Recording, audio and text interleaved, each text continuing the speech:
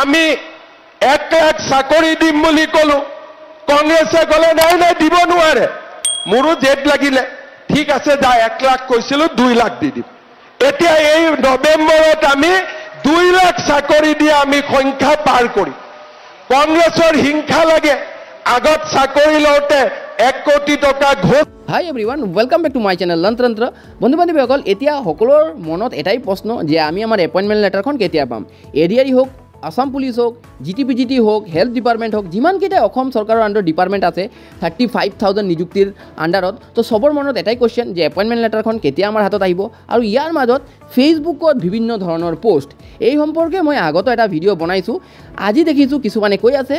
appointment letter ডিচেম্বৰত দিয়া নহ'ব এতিয়া জানুৱাৰীত আমি আমাৰ কৰ্মক্ষেত্ৰত জইন হ'ব পাৰিম কিন্তু সেইসকলৰ মুখত এইটো আমাৰ CM ছাৰৰ এনচাৰ CM ছাৰে যিমানকেইটাই এতিয়া ইলেকশ্যন সভা বা যিকেইটাই সভাত গৈ আছে য'তেই গৈ আছে মিটিঙত গৈ আছে তেওঁ বাৰে বাৰে এটা কথাই কৈ আছে আৰু আগতো কৈছে যে নৱেম্বৰ মাহত এপইণ্টমেণ্ট লেটাৰ ডিষ্ট্ৰিবিউশ্যন হ'ব সেইসকলৰ মুখত এইটো এনচাৰ যে চোৱা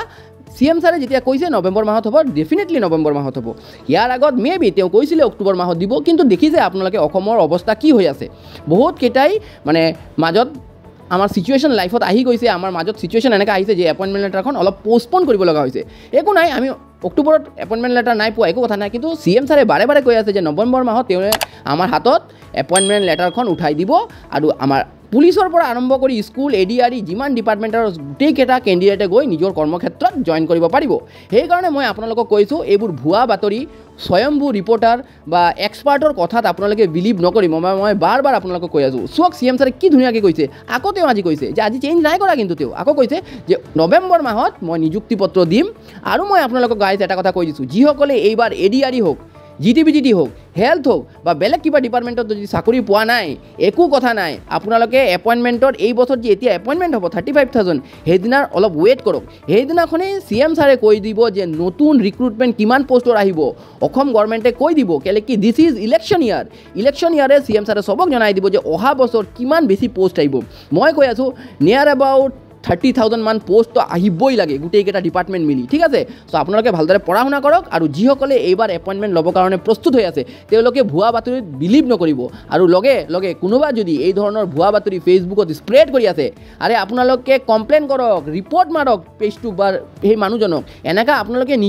কেলে নিজে পেনিক ক্ৰিয়েট কৰি আছে কিমান ধুনীয়াকৈ ছাৰে আজি কৈ দিছে যে নৱেম্বৰ মাহত আকৌ ৰিক্ৰুটমেণ্ট হ'ব যিসকলে ভিডিঅ'টো এট প্ৰেজেণ্ট শুনি আছে কাইণ্ডলি এটা লাইক হিট কৰিব জিটিপিজিটি হোক 35,000 এপইণ্টমেণ্টৰ আণ্ডাৰত যিসকলে আছে কাইণ্ডলি এটা লাইক কৰিব আৰু কোনোবা যদি ফাৰ্ষ্ট টাইম মোৰ চেনেলত আহিছে এই ধৰণৰ মোৰ ইনফৰ্মেটিভ ইনফৰ্মেশ্যনৰ কাৰণে চেনেলটোক ছাবস্ক্ৰাইব কৰি ল'ব